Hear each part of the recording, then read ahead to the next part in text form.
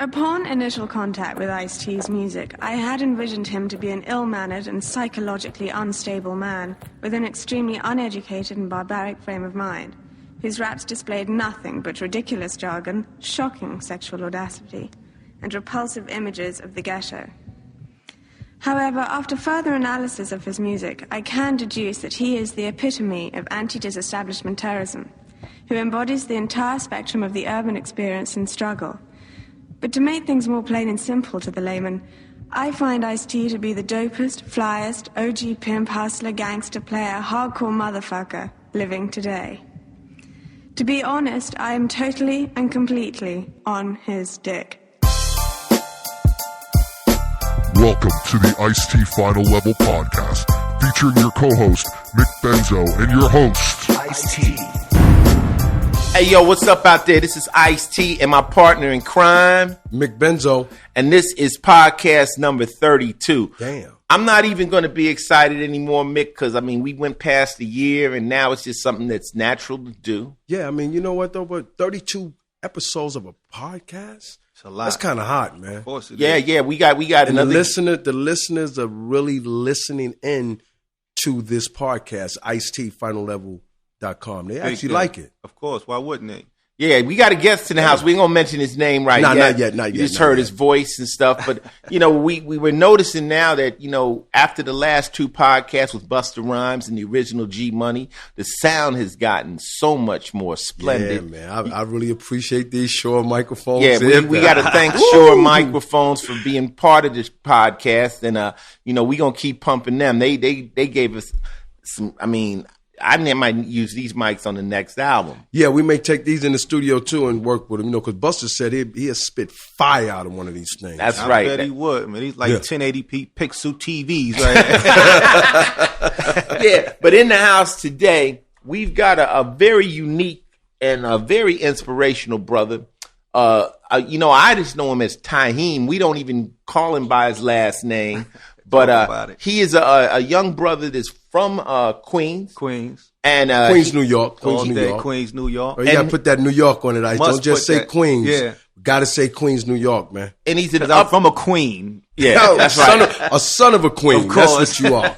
Yeah. And he's an upcoming, how do you say? I say businessman / entrepreneur / filmmaker / producer. Talk about it. Just a guy who basically put together his own television. Well, it's basically a film or a project, right, called Southside. Southside. And he put it together and got me on board to help him get it. We're going to go for television with it. It's an incredible thing. Taheim, just tell him what Southside is really quickly. Southside is about an organization from out of Southside, Queens, New York, that's built the foundation from making $100,000 a day in drug sales. Damn. Okay. All right, ease back. Okay, we don't put people in jail here. Yeah. But somehow Taheim knows a lot about this organization. We didn't say Raheem, Zaheem. We said Taheim with a T, capital. But he didn't just write the story. He didn't flaunt the story. No. You know how people come to us, Mickey, and they say, I got an idea, and they tell us a story. Oh, an idea that's on their head?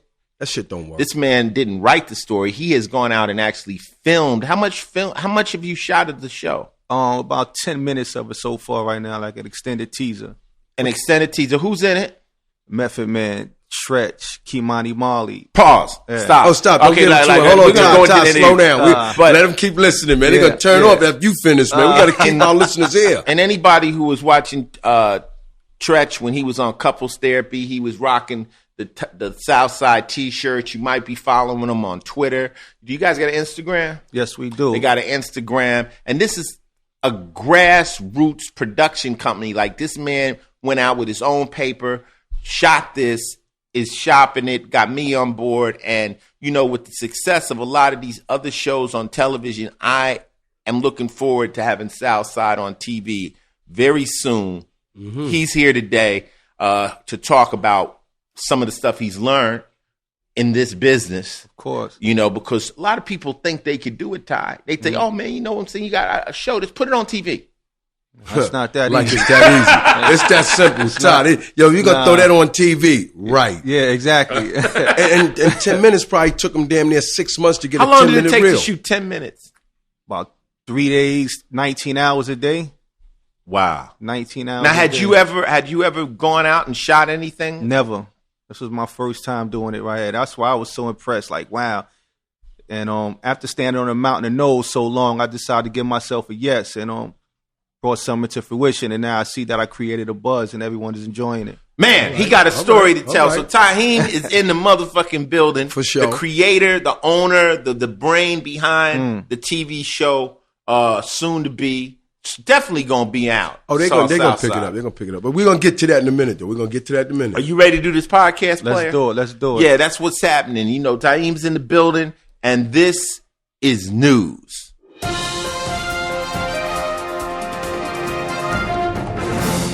So what's cracking in the news right now? I mean, shit, the world is still fucked up. Well, I got me some news, man. We That just doesn't I change. got some news. We just talking about the young brother Taheim that came in from Queens, New York, in reference to a television show that he has out. There's a TV show on. The last episode was a couple of weeks ago, right? But see, I'm into a company called Empire Distribution. It's a digital distribution company. Okay. And I've literally been with them for 5 years, right?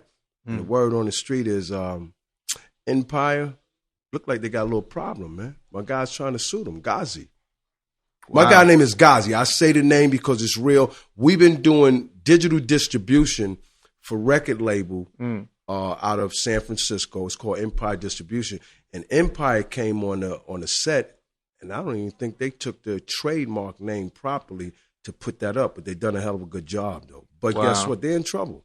Oh, wow. That's weird. Wow. So now what you're saying is somebody else is coming up out the woodwork. Your friend, Ghazi, my guy Ghazi. your friend my guy is Ghazi. popping up late in the fourth. No, that's not late in the fourth. You wait till talking about I No. need a gap. No. Yeah. Nobody ever heard of this dude. That's nasty. No. Nobody Lots heard of artists are signed to to Empire Ghazi. Distribution, such as Fat Joe, Okay. Pay Up Okay. Records. Okay. Wow. A lot of other artists, I don't want to sell the artist's name, they can pull up Empire Distribution. They'll see how many artists are truly signed. I've been with him for 5 years, so he has a little claim going on. I kind of feeling that. What you gonna get some money out of this claim?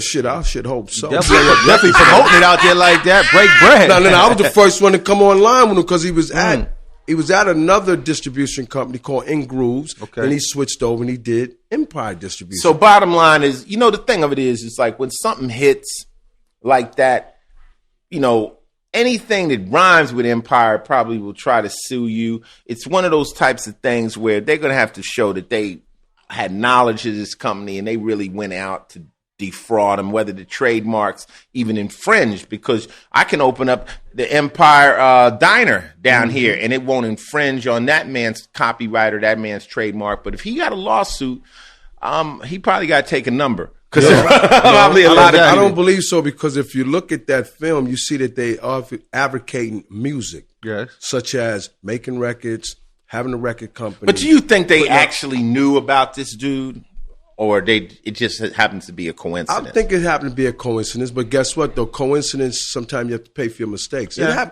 It happened to It you happened a to few me. times. It happened to you me. understand? You understand when they wait till it gets big enough to get there. If it don't get big enough, it's no need to come after. No, them. you wait. So exactly. So I think Empire made a mistake. How it happened with me was I did a clothing line.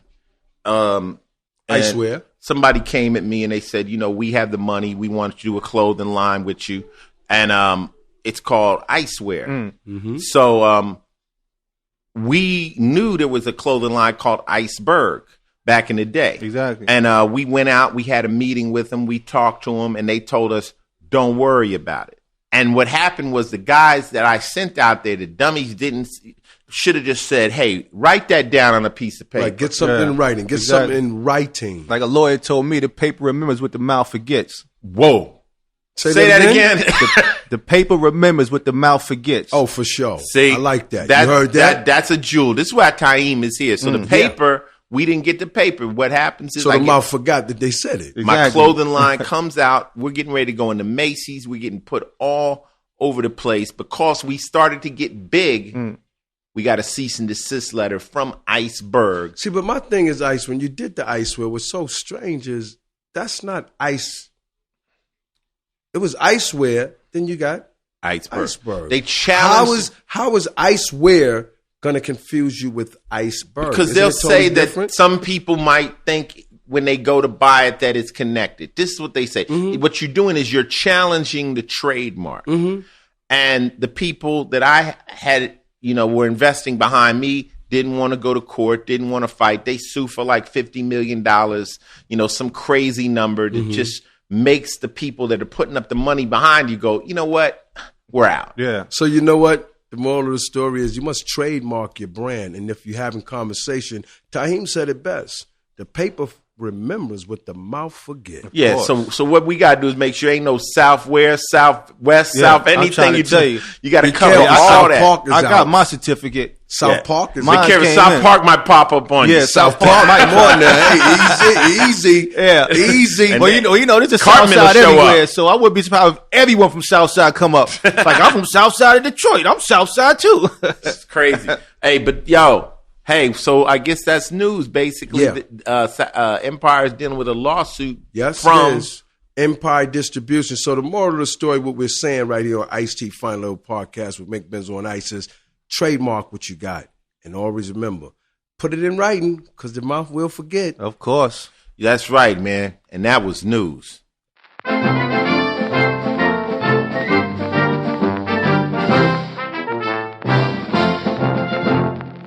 Hey, this is Ice-T Final Level Podcast number 32 with my man Taheim, producer and owner, writer of the series, soon-to-be series, Southside. Talk about it. And this is sports. What's cracking in sports? You smiling over there. Sports, man. Hey, March Madness are knocking off a lot of the number one teams, man. They're balling. Like them college kids are balling like hell, bro. Wow. Are you into that? Well, I was great comment on that. I'm probably going to be disappointing everyone. I'm one of the first blacks that really don't know too much about sports, but know key sports players. Okay. But can't tell you. Like me. But can't tell you what team they on unless it's a famous team, Right. So I'm sorry if I disappoint the people, man. No, you ain't disappointed. No, everybody like black. That's like a stereotype. Yeah. Everybody black don't know everything about sports. Exactly. It's not, myself, I don't really follow sports that heavy. Like, I know the players. Mm-hmm. I'm happy to see my man Revis is coming back to the Jets. That's big sports. Yeah. That's big. We're going to talk about that one. He used to let me go to his box. Okay. And watch Reeves the game. is a good dude. Guess what, though? He came back with a ring. So he's coming back with a little more demand. And I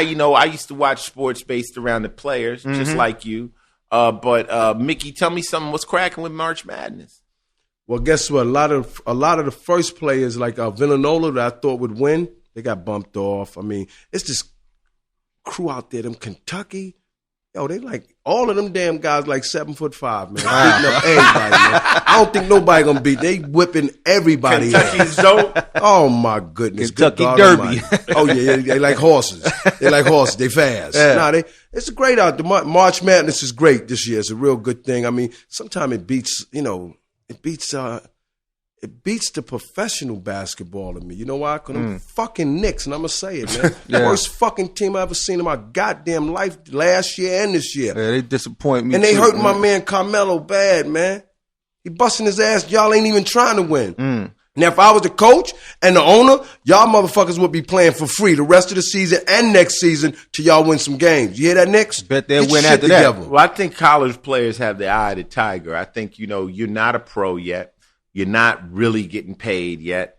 And, those guys that are really wanting to be pros are putting everything on the line every play. Yeah, but once you become a pro, I'm paying money to see y'all lose, man. Well, once you become a pro, it changes. It's a totally different game at pro level because you got to think of it like this. Okay, everybody that's playing in high school, some of them might be good, some of them might be all right, and then the best ones go to college. Okay, so high school, there could be just average player. Okay, now when you're in college, you got a better degree of better people, but they're coming from all over schools. But by the time you get to the pros, only a few people make it out of college. The guy you're lining up across from is badass. Yeah. He was the best in high school, best in college. So you aren't playing against an average person. You're playing against, I call most pro athletes freaks. You're playing against a freak, a motherfucker that can run, jump, and do things that natural people can't do. Yeah, but how you going to be NBA and win 13 goddamn games the whole season, man? Because everybody else in the NBA is so good. Come on, man. The Knicks is all right, but y'all can't keep doing. Y'all hurting my feelings, man. I'm telling you, man. Y'all hurting. So who you hurting my city. So who's going to win March Madness? Kentucky? Kentucky going to win that. Okay, Kentucky, let's see what you can do. Yeah, they got it. Watch them do it. Let's not let them down now. Me and Mickey went to the Kentucky Derby. Niggas be dressing fly at that motherfucker. We went to Kentucky Derby. We had on some gold and I had on some pretty ass colors. That shit was fly, man. It's just, and the women wear them fly ass hats, man. That shit was fly, man. You might not think about it like that. You know, we from the hood and you say, oh, Kentucky Derby might be corny. Kentucky Derby is one of the flyest events. I believe it. I mean, they had cats there with straw hats, and I mean, like the players just come out on that day. It was all fun. the motherfuckers out there had real cash. Yeah, them horse eat a lot, so you got to have a lot of money for the horse. You know what I mean? They treated us real good. So yeah, that was sports, and we segued into the Kentucky Derby. Almost put it in the mictionary. He almost got her mictionary. Derby. I need to write that down. That's in the mictionary dictionary. What, Kentucky Derby? Stupid. That was sports.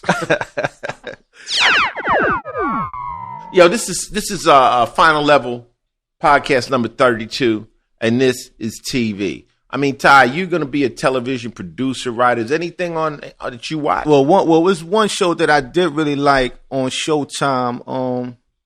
Ray Donavan. I was feeling Ray Donovan. I just love his whole campaign, the way he just gets the job done. Now, I saw the promotion for what's Ray Donovan about? He's a guy to just get it done. When there was an issue, they call, yo, Ray, listen, I'm having an issue. I need you to go take care of that. Like, I'm on my way. He just rectifies all situations where you'll never have to leave from behind your desk. He's like a fixer. That's exactly what he is. Like cleanup man. Kind of like Equalizer a little bit? Or more like a man for hire, whatever the problem. Exactly. I should be watching that show. Yeah, Ray Donovan, dope. Excellent show. Ray Donovan. Okay, that sounds like some Kevin Hart shit, man. Well, That's what Kevin Hart was doing, man. They calling me fix everything, get everything together, man. Kevin Hart, man. Well, Kevin Hart. Kevin Hart, the movie. You saw the movie, man. You know about the movie with Kevin Hart. They call him as the fix. He can fix up anything that you need, get done. He can put it together like the concierge. You know? Yeah. No, dummy. This is street shit. If you gonna help everybody with laughter, you know what I mean? Why not, Kevin? Kevin Hart ain't showing up to fix nothing. Kevin Hart, he's still trying to get hard. Kevin is the funniest dude.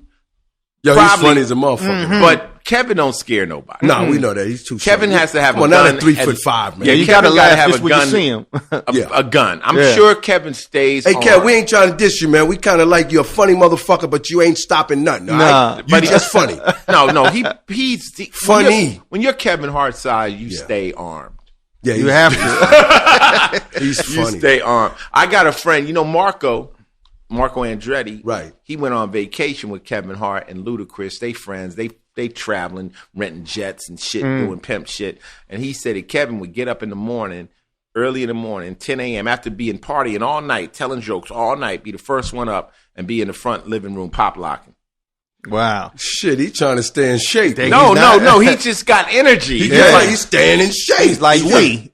Yeah, he's up. He's like a little Energizer buddy. See that, Kev? You're a funny motherfucker, Kevin. That's what's up. But that's what's on TV. We talking about Ray Donovan. Yes. That's the show. Coco just stepped in. Hey, Coco, what's the new show we start watching on television?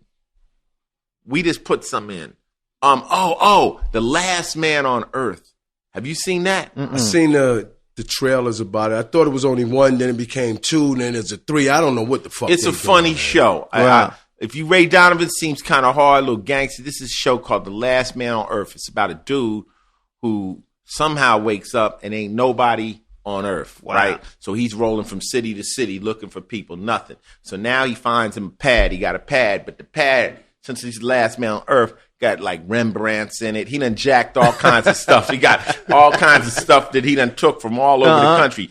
Priceless art and shit. His nigga's hitting golf balls in his living room. He's doing all kinds. He's bored to death. He's doing all kinds of crazy shit. And then in the first episode, like right when he thinks he's the last man, he knocks himself out and he wakes up and there's a pretty girl looking at him. And he's like, am I dreaming? Am I dreaming?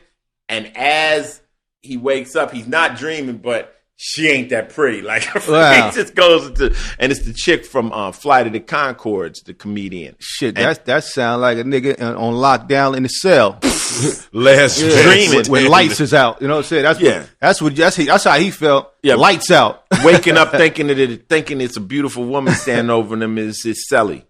You know? Come on, wake up. I saw that though. It looks pretty funny though. It looks funny though. I would recommend it. I'm only recommending stuff I put in my DVR.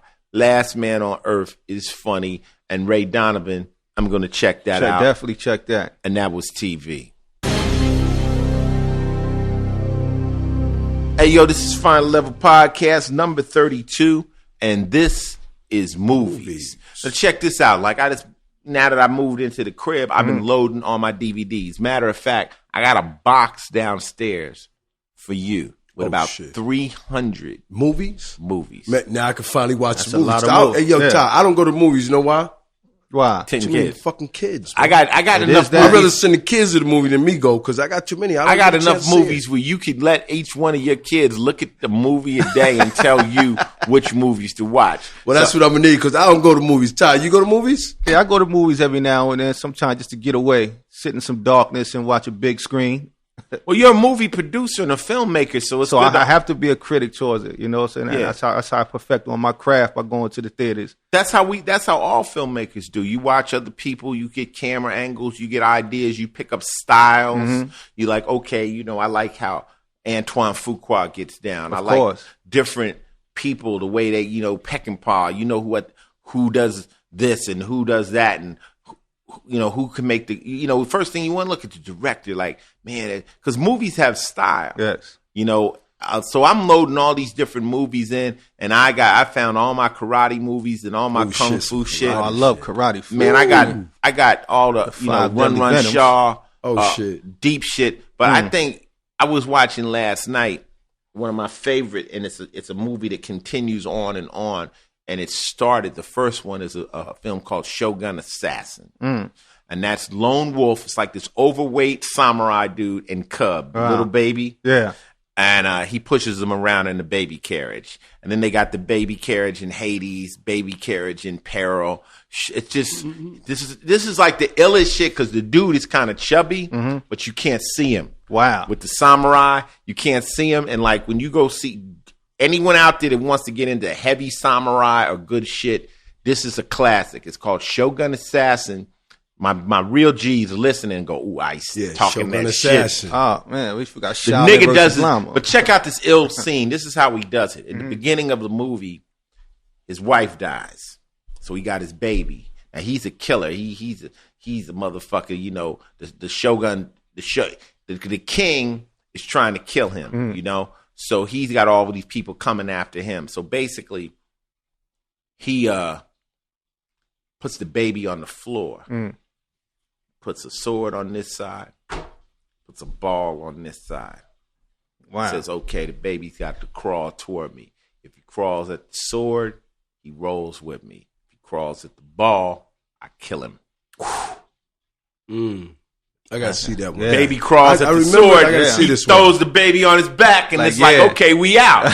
You a killer. I remember that. But and the little nigga, when he be saying, my dad, he talk like that. My dad has killed 560, and you're ting, ting, ting, ting, ting. So no, he goes 61, ting, ting, ting, 65 men. Like, he's killing. I gotta see that little again. niggas keeping tally and shit. Yeah, I must see Shogun Assassin. I gotta see that again. That came out. I saw that in the movie theater, but it's been so long. Yeah, that was a long time ago. Now, you used to work in a store that sold the karate movies, right? I worked at Donavan Valdez. We sold all the trailers. We sold all the one sheets and the posters. That's all the trailers you used to see in the movie. Then you see those little 3 steels. I thought when you was down on 42nd Street, I worked at Victory Theater, nigga. I worked at the Oh, Pono man. movie, nigga. That's when they had First the, thing that's I when they heard had in the the morning. TVs outside. Yeah, I was first thing I heard. I had to quit that shit, man. Come on, man. Branch 42nd Street Theater, man. Before it became Disney World. Oh, man. I was down there before it was Disney World. That's when I first seen Shaolin versus Lama outside. Oh, see? Standing outside looking at it. Standing right outside watching. Shaolin versus Lama.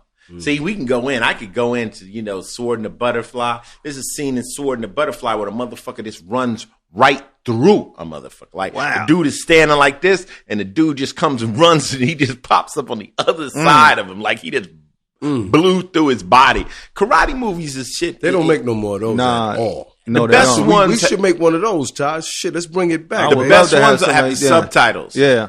You got to do a ghetto movie that's so thugged out and the slang is so ill it needs subtitles. You have to have that. Now you were seeing one. You saw a mob movie. What was it called? A violent year. The reason what made me really enjoy it was the fact because it's a timepiece like Southside. It's based in the 80s, and it's about an Italian guy that started up a sanitation company and how the mob how they control certain areas. But it's interesting. It's something to really watch. I was looking at the color correction of it, how they did the lighting, how they captured the actual element. That's one thing that really drew me to it right there because, like I was saying, Southside is a period piece. So that's what really pulled me toward it. But it's something to really watch if you're trying to look at it creatively. You got a dog, which journey you have taken. Basically, you're self-teaching yourself. Mm-hmm. And a lot of times, like when people are trying to explain things, they reference things. Mm-hmm. Mm-hmm. So it's kind of like if I want to do a video, I'm like, I want that Once Upon a Time in America feel. Yeah. Well, now you just explained it to me. Now that director can go off, look at that film and try to bring it to you. Or I want to do like a next video I want to do for Body Count is Pray for Death. Videos are like short films, 4-minute films. Yeah. So I'm like, I want that Saw feeling or that or that feeling like Hostile.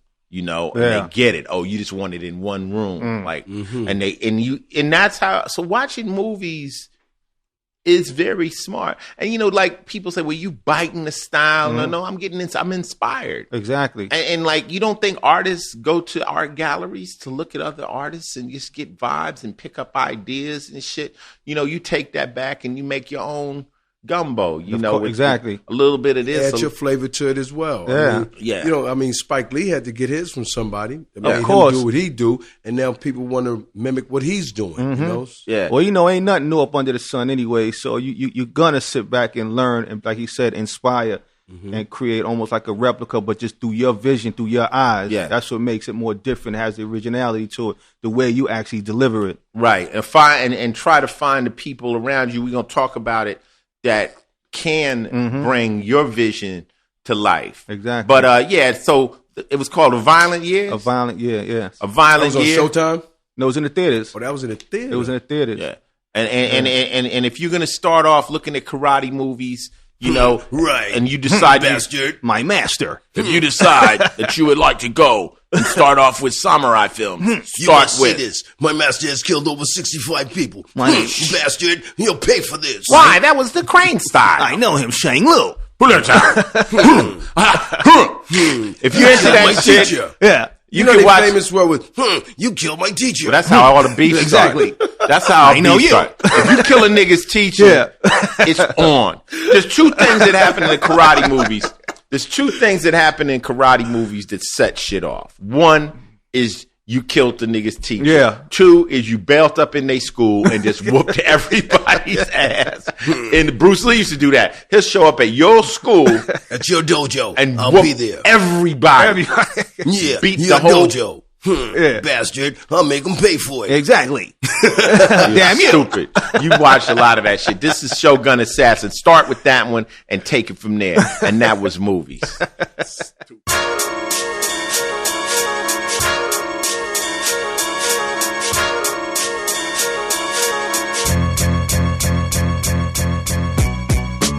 Hey, yo, this is podcast number 32 with Ice-T. And Mick Benzo. And the one and only super producer, film giant, and soon-to-be untouchable mogul. Taheim is in the building. Taheim. That's right. And all the ladies' dream. And this is music.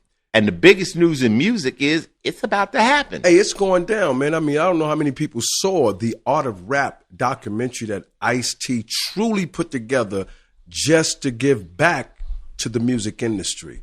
As far as the art of rap, I'm talking about the music itself, the artists and things like that. But we came up with an idea that sometime by this summer, we're going to do some dates called the Art of Rap. And boy, do we have a bunch of artists. We're not even going to tell you all about it just as yet, but keep your eyes open and look into your city if you don't have it. Try to get the Art of Rap festival that's going to be taking place. It's going to start in California. July. It's definitely going to start in July. We're going to do Anaheim first. Yeah, we're definitely going to do Anaheim. And then we're going to do San Francisco. San Fran and Bay Area. Then we're going to slow down. We ain't going to tell y'all too much more, but it's called the Art of Rap. And we're not even going to tell you what caliber of artists are on this for you to think about it. The Art of Rap. But it's let's take it. Let's just give them a scope. Okay. It goes from somebody like The Game. Okay. Mm-hmm.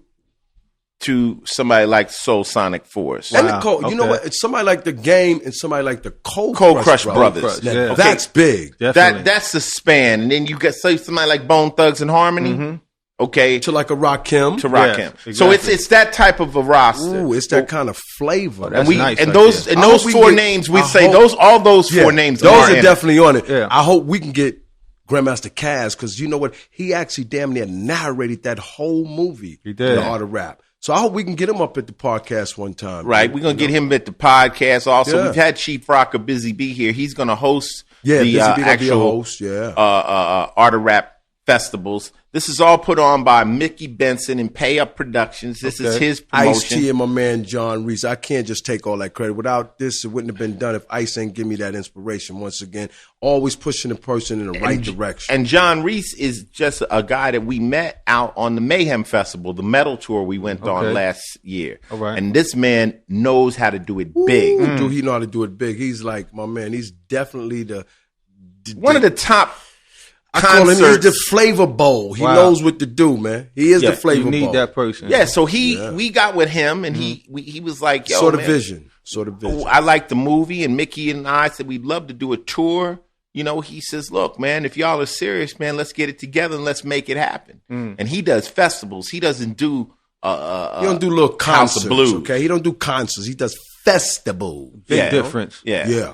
So that basically with a festival, what happens is the doors are open at 12 in the afternoon. All day, 12 to 11. You know, not 9 to 11. That's a concert. Yeah, you know. Yeah, so we gonna have everything, the whole scene, breakers, all kinds of stuff, graffiti, the whole rap, the whole hip hop experience one afternoon. And it's going to be very peaceful, and it's going to be very fly, and it's coming to your town not in your town yet, but it will be in California in the month of July. We ain't going to give you the actual date, but month of July. But put the request in, so we might come to your town. So put the request in. If you didn't watch the documentary, and you'll understand the art of rap. Exactly. That's music, baby. Yeah, for those people that haven't seen it, just go to Netflix and put in Something from Nothing, the Art of Rap, and just look at the trailer. And if the trailer doesn't excite you, then don't even waste your time looking at the movie. Yeah. And that's it. That's music. The Art of Rap tour will happen this summer. We'll be coming to a city near you. The Art of Rap. Art of Rap.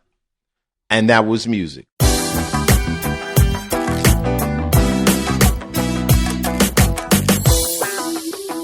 Podcast number 32. Got my man Taheim. Taheim, you want to put your last name on Taheim? Taheim Bryan. Taheim Bryan. Mr. Okay. Bryan. Mr. Bryan. I always ask people, do you want me? Is it okay to give it to the government? He's a producer. I believe he wants his audience to know who he talking about. And we ain't. That's old habits. Yeah, I know. Right. Don't call me by my government, man. Right, that might be your nickname, Taheim. You're like, keep it at that. Exactly. I don't want to know people's names. That way, I'm a bad witness. Yeah. They can ask me all day. You can hit me to death. I don't know. They torture you. I don't know. Exactly. I don't know. I got friends right now. I remember the other day, my homeboy, Emperor. He tells me that I was sending him something, a little paper or something, and he says, I said, well, what's the bank account? And then he gives me some name. I'm like, whose bank is that? I'm like, that's my bank. I'm like, that's your name? Doing these 30 years, and that's your name? I thought it was only the emperor. Yeah, I don't know who's your. How did that become your name, nigga? That's crazy. That's crazy. That's way off from what we've been calling. Don't even look like emperor. No, I don't even look like the Nick. I mean, I'm just like, what the fuck? I like that. Now that's one dude out of Los Angeles, California. I actually like. Wow. He's a fly, cool, and no nonsense dude, bro. You know what I mean? Definitely. He's cool. He's cool. Top pecking He's order. Cool. Yeah. Dangerous. That's all y'all need to know. He's real cool. Yeah. And he held Trome down when they was in the pen too. Yeah. But anyway, long story short, we got Taheim Bryant in the building. The creator, producer, writer of a soon-to-be television series. And we keep saying soon to be because it will be a pickup show. Definitely. Called Southside. I mean, let me bring you up to speed. I was introduced to Taheim through Tarsha, a girl who worked on Law & Order who used to do hair and makeup. Oh, the makeup girl. Hair. Tarsha. And she was a friend, and she said, she know I'm about my business. She says, I got some young brothers that really have a project that you would be interested in. They serious. They no nonsense. By her being around me for years, she's like, Ice ain't about the bullshit. Right. It's like I said on the others, I can't be taking meetings with everybody just to talk and there's nothing coming from it. Mm-hmm. So she said, would you be interested in meeting with him? I'm like, well, sure. They showed up at the, now who was with you that day? My man, Un. So him and Un show up. Which Un? From out of South Jamaica, man. Entertainment? On apparel, that's what he got, his clothing line. That's entertainment, man. Yeah. That's man. Yeah. Nigga, exactly. Up there, NBA things and all that. Yeah, ran with Chaz and the floor. Yeah, good Mickey. Dude. So good look, good dude. He loves to be able to know a nigga. I'm saying if you'd have told me that, I'd tell you it was real from the opening gate. Okay. So him and Un show up. And basically 110% professional and broke this thing down. They say, Ice, we got the show Southside. We just looking for a little guidance, a little understanding. I said, what you got? They like, we shot this. And it was shot. I mean, it was professional. They got Method Man up in there. Now name off who else is in there. You got Method Man. You have Tretch. You got Kimani Marley, Bob Marley's son. You got Jade that played in Belly. Storm Pete from Out of Cookout. And we got a few treats. So you truly got a good cast. That's what you're saying, bro. But he did it himself. Exactly. I thought you had like Larry and Joe and Curtis. You got some real shit, man. Exactly. So I set up with these cats and basically realized, okay, this is the truth. This is what you want when somebody's coming to you with a real story, real honesty. And we became friends. And for the past year, we've been trying to, poly and get this thing in position to be put out there. But break down the people a little bit about yourself and your history. All right, well, my name's Taheim Bryant. I'm no different to many other black people. Came from a struggling household, raised by a single parent, fought through adversity, same similarities as a lot of other black people, real intricate, complex, did prison time, state and federal, you know what I'm saying? So Can we say what for? Yeah, I did a federal bid for a handgun. It was what they call a 1-count Pimentel, and that's what it is when you catch a case. You have no co-defendants, and you just have that one charge. And now, why was it federal for a handgun? What happened was I beat them in the state, and they got this thing called the silver platter doctrine. After you beat them in the state, they just hand it over. Yeah, they pick it up. Silver platter doctrine. How long was that? This was about 8 years ago now. Yeah, but we just got the law in New York where you get a mandatory. Yeah, I'm saying, it all depends on what type of officers lock you up. You know what I mean? You got anti-crime. Okay. You got regular narcotic cops. Then you got ATF. You know what I mean? So okay. It depends. Listen, that's what the listener need to know. Yeah, it depends who arrests you. You know what I mean? Before it could become federal. Or if the state they feel that you get more time in the feds, then they'll hand it over to the feds because they know you ain't gonna get no time in the state. And I fell up under that. I was charged with 922G, and that's a felon in possession of a firearm. Okay. And, now here's a question I always ask people: why were you carrying a gun? Or lifestyle. That was your lifestyle. Exactly, lifestyle. It was no different putting my belt on. Right. Like I carried the gun so much that it was like. I don't even know it was there, bro. But I call that a survival kit in New York City. This is the only thing we have as a survivor. Well, you know, no. Let me just finish.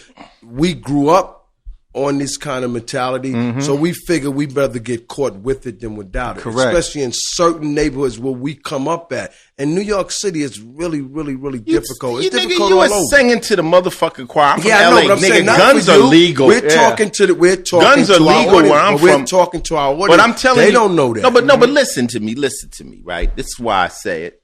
You know, who am I to judge, nigga? I was carrying guns sitting in classrooms. Exactly. Okay, so True. it's LA. Everybody had a gun. It's the Wild Wild West. It's legal. The gun charges are real weak out there. You could beat it. You know, out here it is illegal. It's to have illegal to have a gun. Period. So my thing is like my daughter at one time she had a boyfriend and they get rolled up and he hands off his gun to her. Yeah. And you know, I told her, look, da-da-da-da-da. You know, she ended up getting away with it. Basically said, I just met him and da-da-da. And he ended up taking the gun.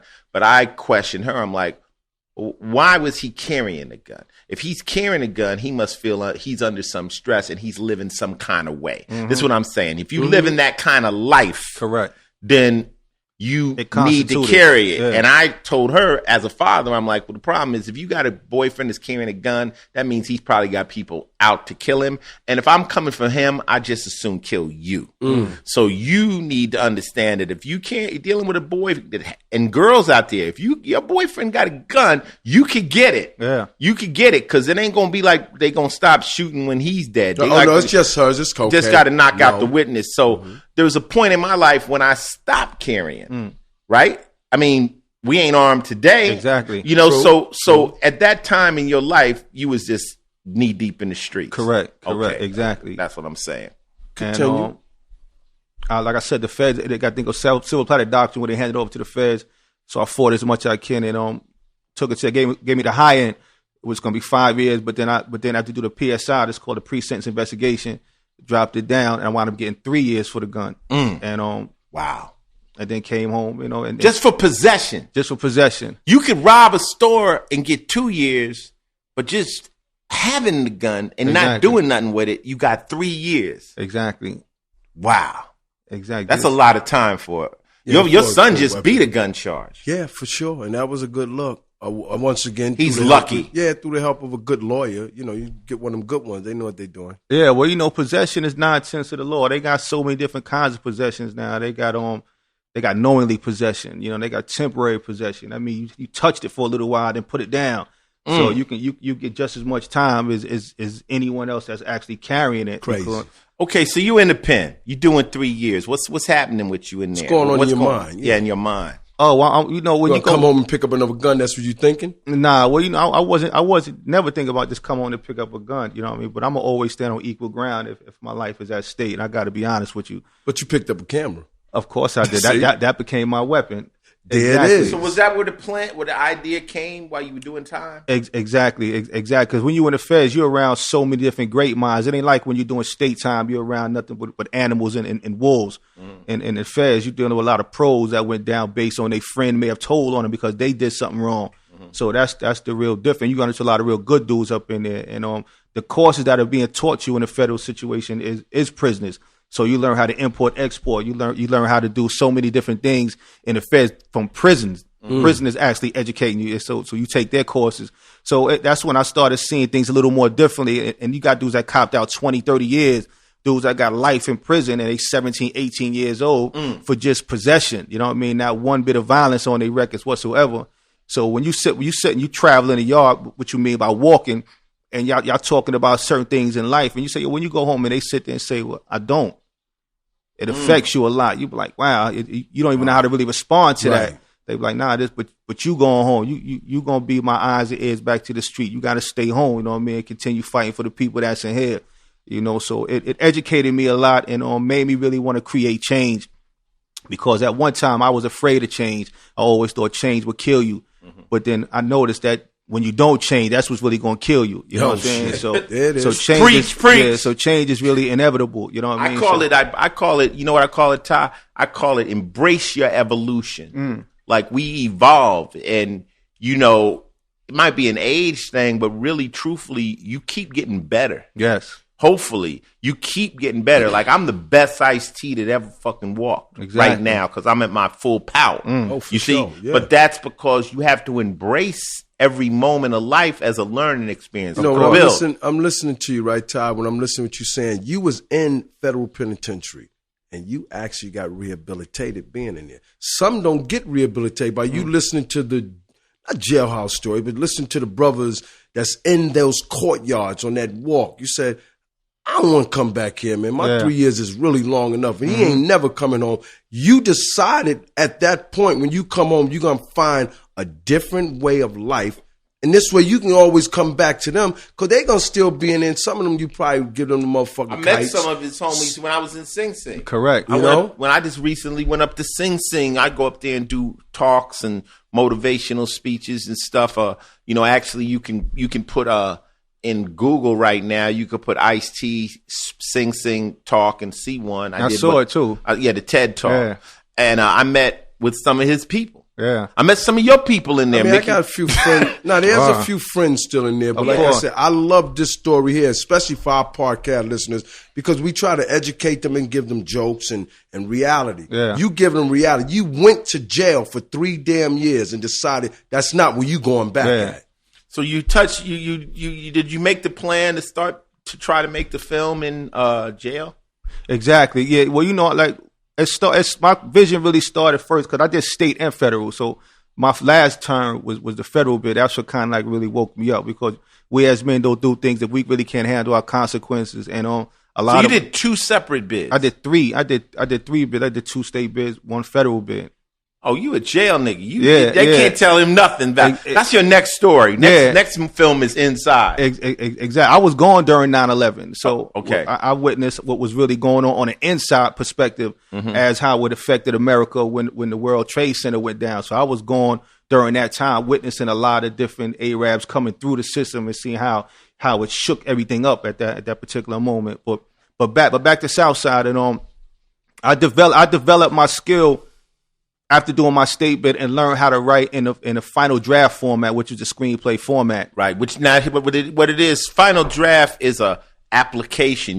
Anyone can get on their computers. You can buy it. Correct. And it'll teach you how to write a script. People always say, I want to write a script.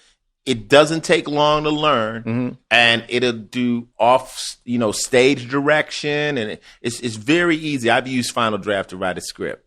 And anybody who thinks they want to write a script, get this. Okay, so you got the final draft. Exactly. And let me tell you, how I was introduced to Final Draft was through John Rifkin, Steve Rifkin, brother from Live Records. Shout out to one of my little, that's the Brainiac. John Rifkin's the Brainiac. Yeah, you know that, right? Very quiet brain. That's John. That's my boy. That's Johnny. That's Johnny. That's my man. I fuck with John Rifkin. Steve's my man. Too. Steve's my man, but Johnny is the Brainiac. Yeah, John. Shout out to the whole Live Records alumni. You know what I mean? Oh, the whole Rifkin family. Of course, Rifkin, of course. And my man, rest in peace, Julian Rifkin. They died. That was my dude. You know? They were good people. I worked with them. Yeah. Of course. Real Fat Joe for me. I mean, Big Pun, Yeah, real good people. John all that, man. John Rifkin, Mick Benzo, what's up, baby? Yeah, so once I learned the format, and because I was always a visionary mentally, you know what I mean? So if I listen to music, if I can't envision the actual what's going on in the music, then I really didn't like the song. So I started writing first as a book. But it would never end.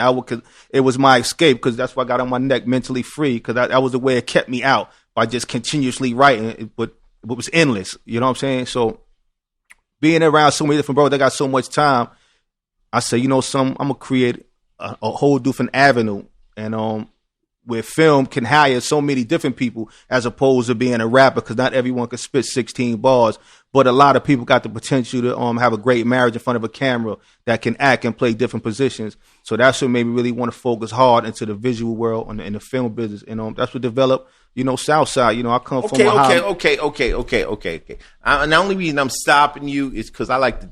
People got to take this shit in short doses. Okay. Right? You can't teach them 12 years of goddamn experience in one damn podcast. So it starts like this. You in the streets. I break it down. We're going to take it. You in the streets. We making mistakes, right? We learn from the mistakes? Yes. We come out. So you know what? I'm not trying to be no rapper, but I've been writing these books, and maybe I can take this in the direction of film. Correct. Okay? this is going to be my new hustle. This is also my escape. I'll be mentally free, and I got something to say, and I'm a visionary. Okay, now you touch down. You're back on the bricks. What's your moves toward making this into reality? Well, the first thing, you got to regain reality back into society, and I had to get a job. You know what I mean? Okay. I wound up doing a construction job just to keep me grounded and maintain my bills, because you're going to come to that fork in the road after doing prison time, especially if you don't touch money and now it's gone. You know what I mean? So you come to that fork in the road where you got to make a decision. Do I continue working, or do I decide to take that same route that took me away from my loved ones the last time? You know what I mean? So I stuck with the construction for a little while, just enough to get my paper up. And then I would try to have certain meetings to try to, but you hear so many no's in life, like, I like that. Nah, you hear so many. So I say, something, I'm looking real nice. I said, let me invest in myself. That's one thing people are going to say, like, yo, nigga, you drive and you look nice. Why you don't spend your own money unless you don't believe into your project? Real talk. So I say, so let me start putting $1 away towards this, because I come up where you had to put $1 away for attorneys when you was in them streets. So let me put $1 away towards my dream, and that's what I did. Before you know it, Southside was developed, and I reached out to certain people who I didn't know, affiliates that I knew them, and here we are with something big right now, history in the making. So you wrote it on Final Draft. Correct. You had the idea. You use your connections to connect to the different artists. Correct. And just like one of your connections connected to me. Correct. You in the street with a camera crew. Yeah. How do you? This is blowing my mind, Mick. You Yeah, know what I'm with a saying? camera You got crew. a camera crew. This is the part where I get. This is the part that impressed me. The script. That's a piece of paper. You can hand That's that cool. to me. Correct. Cool. But to go out, me and Mickey made a movie. We know when you start hitting the streets with camera crews, now you're making a movie. So you hit the street with a camera crew. You're the writer, you're director, you're handing the scripts over to people. You're saying, this is what did the guys just respect you?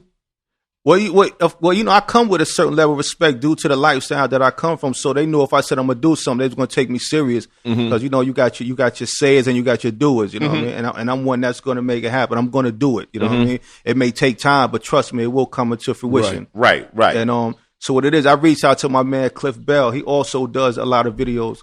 Yeah. And told him about my project.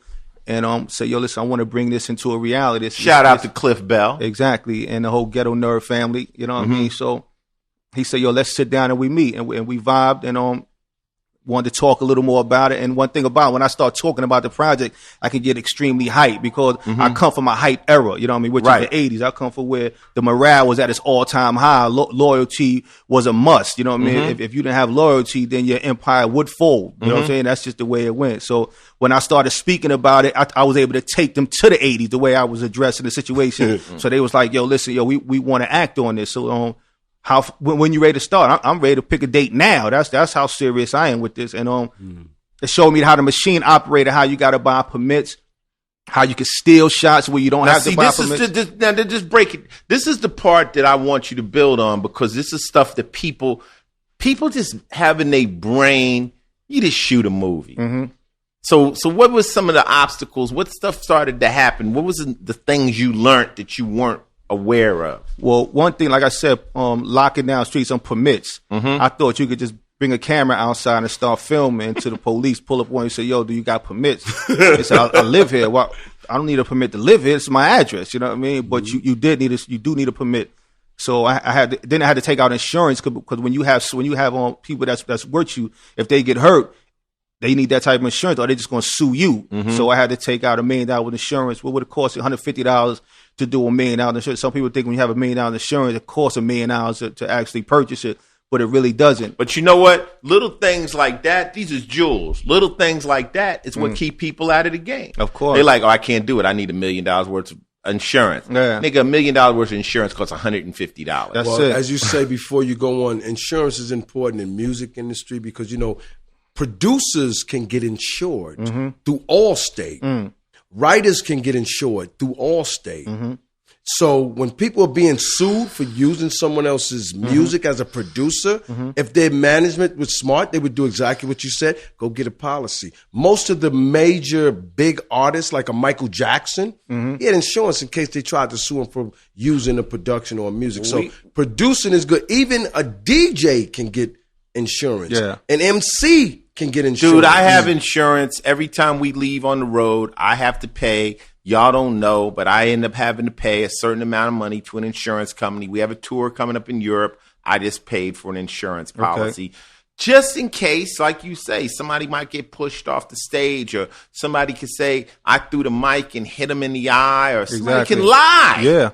Can lie. Especially when they hear you got that type of insurance, they could just fall and say, yo, they can try it, but the insurance companies don't pay easy. So anyway, now, you're in the streets. I'm fucking impressed because I know how hard this is to do. And you shooting your show and you say, okay, this is what I got. This is what I can afford. And then where are you? We building the team right now. We got to get sound guys. You know what I mean? I didn't know you had so many different departments. You know what I mean? I thought when you see it, it's like, wow, like guy with a camera, got a microphone, and then we make it happen. But found out that it's not. You got to actually have a boom for the sound. You know what I'm saying? And the lighting has to be right. You don't want to get too many lights, you know what I mean, because you want to keep it as gritty. Then they got wireless mics, which I wasn't in tune with a lot of that either. So I'm actually witnessing how the machine is really operating, you know what I mean? So I'm on hand learning as a student still, never went to school for it. You're finding out a lot of people think this is simple, and you realize there's a lot of moving parts and all that. So you get it, you edit it, and you're sitting around, you're saying, okay, now my next step is I need to get more. Now I got to get this thing out here. Exactly. And I think kind of like that's when I kind of stepped into the picture. Correct. And Tasha said, hey, can I take the meeting? We took the meeting. You came over to my house just like today. Correct. You was like, Ice, anything you can do to help, look at this. Tell me what you think. Me, I don't believe that a lie ain't going to help nothing. You got to be raw because the people you're dealing with in this business is raw. They don't give a fuck.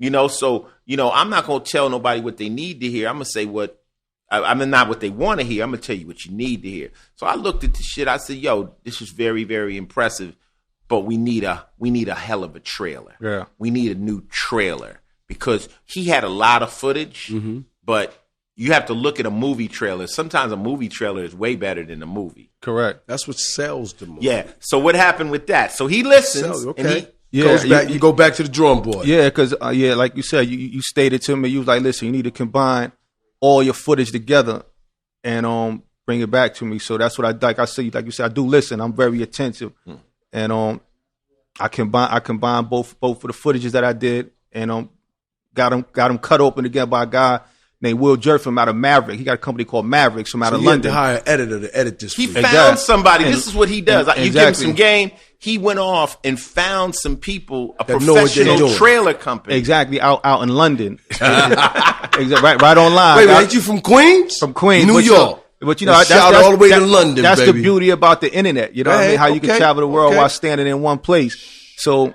found a company called Maverick. Shout out to Will Jeff for creating such a great trailer for me. And that's when I basically submitted it back to Ice and you put the ending titles on it, your vocals on it. Yeah. So now we got the trailer. We put the little vocal thing together. So now we in the process of shopping it. I say, talk to my manager George. Correct.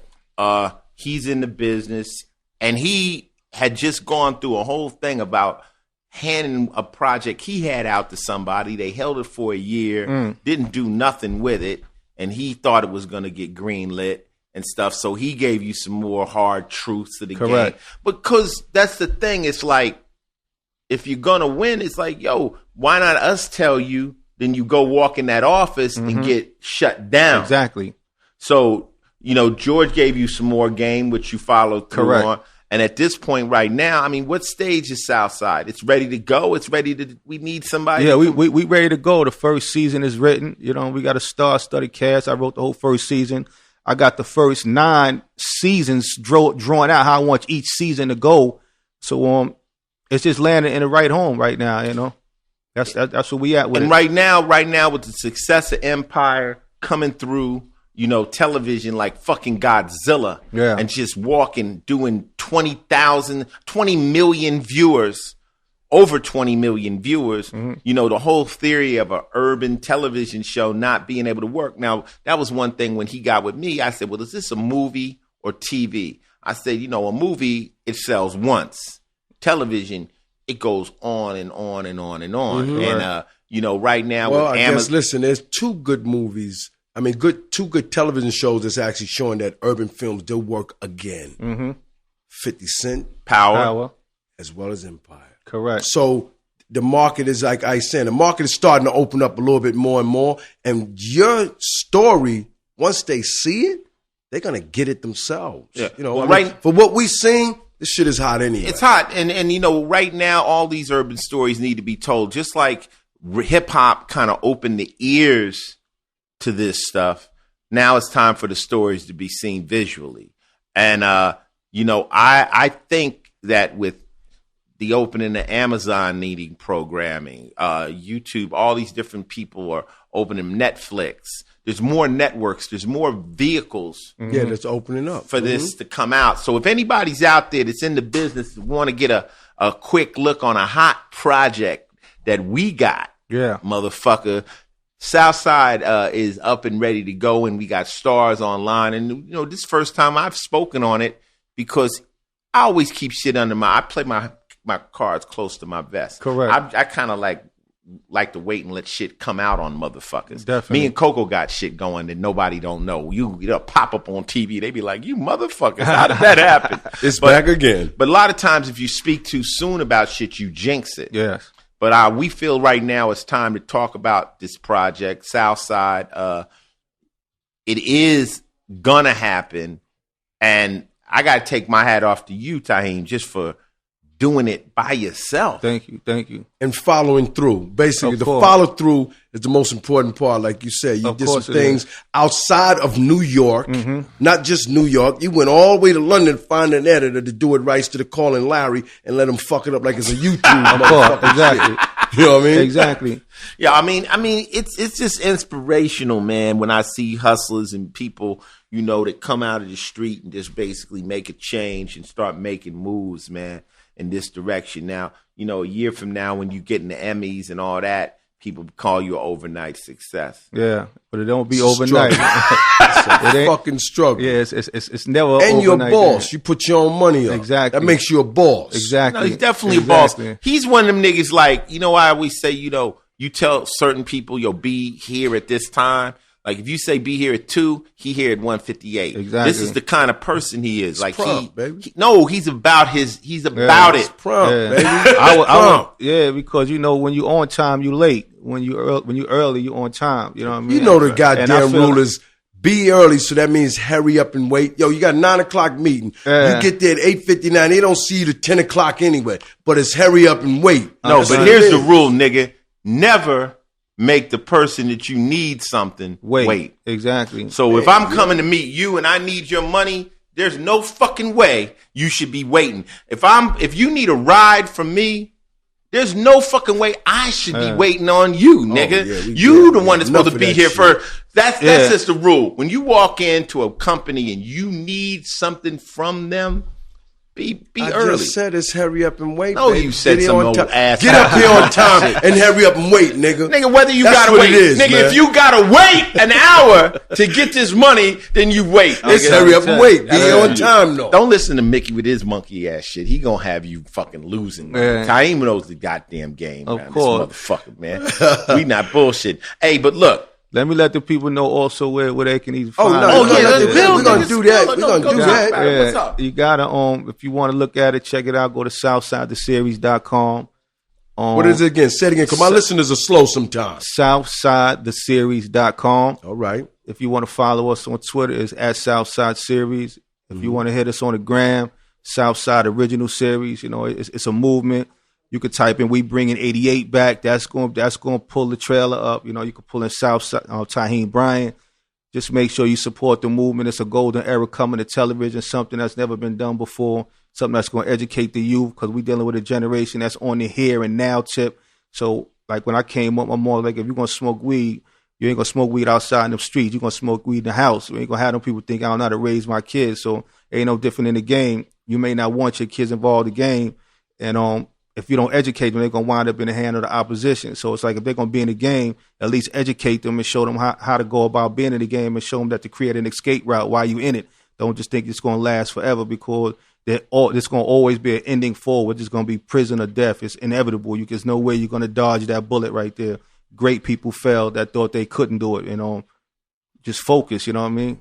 The winner loses at some point. Yeah, you will run into the odds. The odds will catch up with you. Of course, they're the odds, because they're the motherfucking odds. Of course, and it's going to catch up with you. Hey, Taheim, we're gonna finish off the podcast, man. But we just happy to have you here. You very motivating to me. Whenever I meet Ty, I'm gonna keep it 100, man. I meet so many niggas that ain't really doing it right, man. Wow. That are trying and full of it. They try too hard, and they think they. Let's get it going, man. Let's get it going. Let's get it going, man. Like you did. I'm saying you went from step A to step B and took advice. Exactly. That's what's wrong with a lot of people. Man, fuck that. I don't care about it. I know what I'm doing. If you know what you're doing, you'd have been done it already. The beauty of this, what I always love is when Taheim, which is inevitable, is the super producer, the boss, and all that, and he's making his TV shows, and he's on his third or fourth program.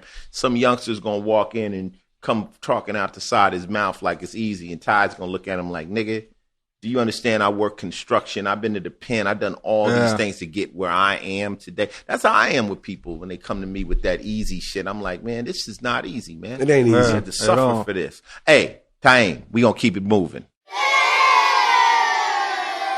Final Level Podcast number 32 with Taheim Bryant, soon to be supernatural mogul of all film and television. Basically the next, Steven Spielberg. The Black Spielberg. The Black Spielberg. Taking it. I'm glad to have him on my team, man. I want to be on his team. We doing things together. I'm waiting for him to give me a goddamn part. Mick Benzo gonna need a part in that ice. You ain't gonna be the only motherfucker being in that. They got Tretch in there. But you're not an actor, Mickey. Shit, I act now. The fuck am I doing now? Is this real or acting? That's real. Yeah, that's real. That's real. You say you real too much. Everyone, I'm real. Now you want to act. You got to figure out, do you want to be real or you want to act? Well, as soon as but anyway, right. This segment is one of the favorites on the show. It's called "I'm Not a Hater, but I Hate Shit." Yeah. And we already know that hating is just being envious and jealous of people, but this shit that pisses people the fuck off. Mm-hmm. Okay, so since you're our guest here, you're not a hater, but what do you hate? I hate imaginary players. That's what I hate. Imaginary players. You talking about the one who made $1 million? He made $1 million and he still got, one fucking bicycle, but he's a player. One I would go back and say, I got bailed by one of the In Vogue women, them type dudes that just be lying, man. Like, it's where you just stop it, man. It's funny, though, because the two street cats we've had up here, we had G Money recently. Yeah, G Money. And his problem was very similar. He just hated liars. An imaginary player is pretty much a bona fide liar. Of course he is. And I always wondered, how could you lie when your friends know the truth? Mm-hmm. So when I know you, but I see you on Instagram standing in front of a Bugatti. Yeah. And I know you ain't got no Bugatti, but you saying, my shit I just copped. How do your friends feel about that? Niggas that really know you, do they check you behind shit? That? It make you wonder because they lie so much. You start believing a lie after a while. Nah. God damn, nigga, did you really buy that shit? Nah. Yeah. It's a bunch of them out there, man. I ran into some this weekend. I ain't gonna say no name, man. Just making up a whole bunch of stories and wanting people to believe that monkey shit. Come on, bro. Stop. I got this one dude. He had a red Acura. It was nice and shiny, and so man, let me hold that. He was like, you got to see the white one. Turn around. He done got locked up for stolen cars. Oh, he wasn't imaginary. He did have a car. They just wasn't his. But he thought he bought it. Yeah, he did. Shit, he took his time and went and got it. You had a car so long, man, you think you bought it. Yeah, I know. Well, one thing I know about the streets is you can pump your reputation up from lying so much that now you have to try to match the lie. And that will send you to jail. So you've kind of gassed up the world to believe this. Now you feel you have to really live it out, and there's no way you can do it. I remember when I first got with my wife, one of my first comments to her was, I don't have as much money as you might think I have. I'm like, you a white girl with big titties. Basically, you the skeleton game. Excuse me. I said, you a white girl with big titties. Basically, you the skeleton key to the game. If you want to go on the Upper East Side and hit rich white men, you got the tools to do that. Don't fuck with no rapper. Yeah. I'm just a rapper. Yeah. You know, and if you got goals of having, mansions and villas in Italy, I might not be able to pull that off. Fuck with me if you just really want to fuck with a nigga that's a live nigga, you know, and want to hustle together. But I'm not going to lie to you like I'm going to be able to pull off something. I'll lie to you if I'm just trying to fuck. Yeah. Because I only got to sustain that lie just till I hit it. For a short period of time. Exactly. But, niggas listen. I mean, even with your friends, like when you got a close friend and then you hear he been telling some bullshit lies and you know it's true, it make you feel some kind of way. Like, damn, my man said that? Really? Why did he do that? Yeah. Why does he do that? You might not pluck his card right then, but I might say, yo, Taheim, man, I met your man such and such. He said he owns this, that, and the other. You might not say it to me, but you like, in your mind, like, that nigga don't own that club. Yeah. Why'd he say that? Lying has a lot to do with insecurity. People that really aren't happy with their life make up a life. They make up a life. People that are happy. Well, there should be a movie for them. I always tell people, I don't got to lie because the truth is too fascinating. I could tell you true stories and have you just fascinated. Yeah. And sometimes the stories are so outrageous, you almost need a co-signer. You like, I can't tell. If I'm telling you a story about me and Grandmaster Caz, I need Caz there because the shit is outrageous and you ain't going to believe it. I'm glad you said Grandmaster Caz. We might be able to get him up here. He calling too, man. He calling that'd be crazy. Come through. Well, Caz has been like one of the main fundamental people in my career. This is podcast 32. You think so we got to get him for 33? We got to get him for next one. We could call him up. That'd be good. He's one of them kind of niggas. You call Caz, he pop up like you shoot the bat light up. Yeah, definitely. Nigga just pop up. Like, what's up? What's up? We got beef. What's happening? Yeah, that's that know. kind of nigga. Yeah. But at 88, that's at 88 type. I'm Southside type. I hate imaginary niggas. That's I hate motherfucker. I hate a lot of shit. just hate. But I mean, I'm not a hater. But I think the basis of being fake and lying and they call to get plucked too soon. We used to say now they say if you want anything you want, just put it in your bio. Yeah. You won't say you from LA and you was the leader of the Crips. Just put it in your bio. Yeah. Somebody motherfuckers will believe it. Think they won't? They just believe it because they don't think people can lie. But Hitler used to say that people will believe a big lie quicker than a small lie. That's a heavy comment. In other words, like if you late and you coming home to your wife, instead of saying I had a flat tire, say a fucking airplane landed on the George Washington Bridge. You didn't see that? Her brain will say you couldn't made that shit up. It's so big. So that's a very interesting concept. Motherfuckers will leave a big lie quicker than a small lie. So niggas are running with that. Only time they need the lies in front of the goddamn court, baby. Yeah, well, Scarface said it real good. I tell the truth even when I lie. Yeah, but do that when you're getting locked up. Don't tell your friends that bullshit that you ain't been doing and you ain't done and you ain't never gonna do. Yeah, I agree with you. I mean, we not a hater, but we hate imaginary players. Exactly. Yeah. Just came up with the shit. Watched the movie. I'm like, damn, that story you just told matches a movie I just seen. I saw this. Oh, you saw that movie, son?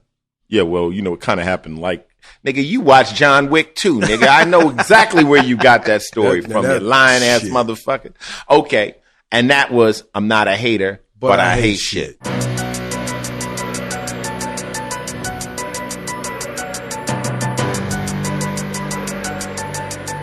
Okay, we on Final Level Podcast number 32, and this is the final segment, and this is philosophy. Philosophy segment comes from Ice-T's Twitter page, Final Level, and I do this thing called the Daily Game. And in the Daily Game, I try to drop a jewel or two, you know what I'm saying, just to make motherfuckers, like people taught me the game. And I figure that's what a real player wants to do, is always share game, And, one of my favorite quotes, this is not today's daily game, but one of my favorite quotes coming from my pimp buddies. He said, man, if it feels like you're going in circles, it's probably because you're cutting corners, man. So, now that's some good game right there. You dig? Yeah. You got to take time and make it around the damn squares. Don't cut corners. You're not going to make it. But today's daily game is what we were talking about earlier. Everyone will make mistakes and fuck up. Of course. The question is, do you learn from them or repeat? That's the question. So how you feel about that daily game? They should learn from it. They should learn from the mistakes because mistakes will happen. No one is perfect. But if you do it over and over again, you're just a silly ass. Yeah, we used to call it a fool with a prior. Yeah. You dig? The first mistake, we give it to you. But now you got a prior conviction of being a motherfucking fool. Exactly. So the second time, you ain't getting that pass, because we let you know you fucked up. Yeah. We got at you about it. So the second time, nigga, you didn't even register the fuck up. So sometimes it takes 3.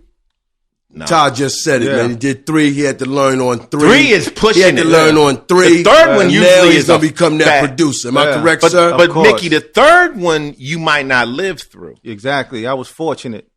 Yeah, you were lucky. I was fortunate. Now you back on the scene doing the right thing. Some people are telling that story from behind the wall right now. Yeah. In LA, you only get 2 strikes. The third one is forever. Yeah. So it's like that here too, but it has to be 3 of the same. Yeah. So you gotta have 3 violence, and then you won't see the streets no more. Listen, man.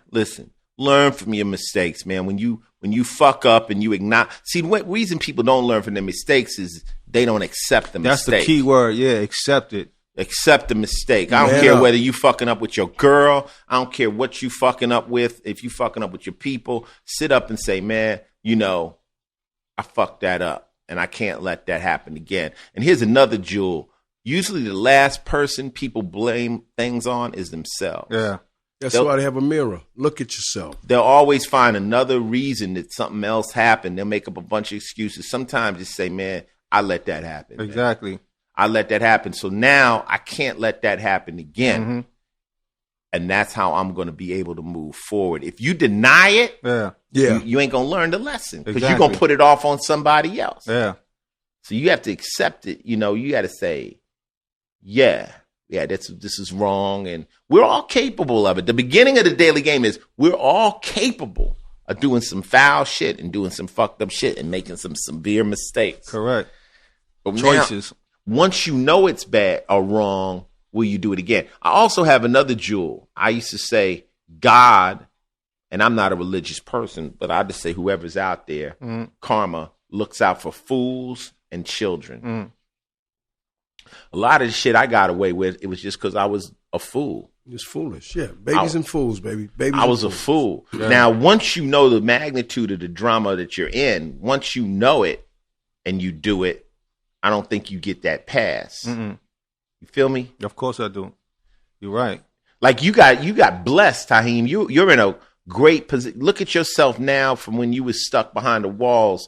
You're in a great position. So before you take a risk, your brain has to say, hell no. Yeah. Because I sat back and had to reevaluate, like they say in the art of war, calculate your expenses before you go to war.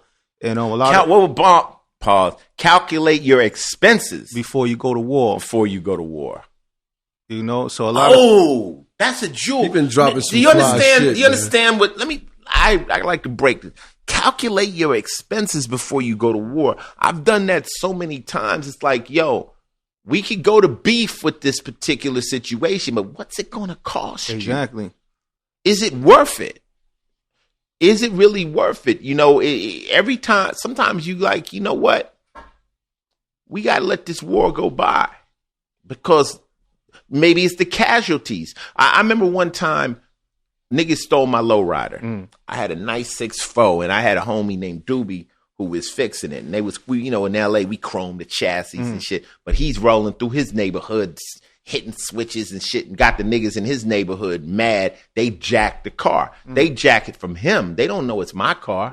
So then my niggas found out where the car was, and they was like, well, these niggas got the car, and we called the niggas. They niggas like, well, nigga, fuck, we didn't jack Ice-T, nigga. We jacked Doobie, nigga. Yeah. So niggas knew where it was. So my niggas was like, we can go get it. And I had to calculate the expense. Exactly. Meaning, could I lose one of my homeboys over this car? Because my niggas was ready to, when niggas say, we will go get the car, that was some gangster shit. Yeah. They was gonna show up. I'm like, what if one of Lil Ice's uncles gets killed over a car? I was in New York when it happened. I called back home. I said, man, fuck that car, man. The car's worth $18,000, man. Charge that to the game, man. And we just have to take it at that, because I knew that I had individuals going to put their life on the line. I had to calculate my expenses. That's some fly shit. Before I went to war. Hey, man, the philosophy segment, when we start talking about it, man, I mean, it's for y'all. And it comes from me and it comes from my heart, man. Just learn from your mistakes, man. We all make them. Don't punish yourself to death. Just try not to repeat them, man. Mick, this has been a blast, man. Yeah, Taheim, I enjoyed this one, man. Taheim, man, the knowledge you gained and what you're doing is so dope. Just to see somebody attempt to attack Hollywood head on by themselves. I got to give you nothing but love for that, man. Appreciate that. Thank you, man. Yeah, we definitely appreciate coming to this podcast. You think we got Mickey a part in the movie, though? Of course we got Mick. Come on, man. I'm going to fucking Boogie Down Bronx, man. That's Queens, man. They got to show some love, man. But if we're an actor, they got to show some love, man. No, they don't got to do shit. Show some love here, partner. They don't. You can't. You lucky you in it, man. I'm you know what? Give me his motherfucking part, man. I'm not in the movie yet. I'm a producer, and I have. something you always behind the scene. I got something to say about your ass. We gonna put you in, but we flipping that, man. We got to make a move for him. Ice is definitely in it. He's trying to act like he's just a producer. You see Spike Lee in every one of his movies, right? Yeah. Well, then Ice-T gonna be in this one, man. Mickey, if you in it, you're from Queens. The movie's about Queens. I'm from the Bronx, man. This is Zulu Nation with hip hop star. I'm from the Bronx. You can't give me no other area. Well, there's no part for that. There's no part for that. We won't be airing that movie in the Bronx nowhere. That's the end of your check. See, you're not a real actor. If you're an actor, you're supposed to really quickly say, I'm from the Bronx, but I moved to Queens. And that's how you get a check. I'm trying to help you. Help me out, baby. Help me out. I'm trying to help you. Hey, look, Ty about to break out. He said he got some things to do, people to see and places to go, man. Can he tell the people how to contact him in case they trying to get at him? And listen, anybody listening, seriously, check the trail out, man. We can't check the trail out again. You can find it at SouthsideTheSeries.com. You can follow me on Twitter at Southside Series, on the gram at Southside Original Series. We say that again, SouthsideTheSeries.com. Check out the website, the trailer, the interview at Southside Series. You can find me on Twitter and on the gram, Southside Original Series. That's what it is, man. And this show will be on the air. We are in motion. If you are out there and you got the connects, the real connects, not if you want a part in the show. If you got the connects and you can make this happen, man, let us know. If you working at Universal, Sony, any of the big networks, and you got that good action, let us know, man. This is some product we got over here right now, and it's really good. Hey, it's been fly, Ty. That's what's up. Thanks a lot for having me here. Mick Benzo. Hey, man, this was dope, man. I'm telling you. You know what I want to tell my people out there right now? What? If you listen to this, tell a friend to tell a friend. This is podcast number 32, and me and Ice-T is out of here like what? Like we stole something. You 32 behind. I'm out. Peace. That's how I'm living. That's how I'm living. That's how I'm living. That's how I'm living. That's how I'm living. That's how I'm living. That's how I'm living. That's how I'm living. That's how I'm living. That's how I'm living. That's how I'm living. That's how I'm living. That's how I'm living.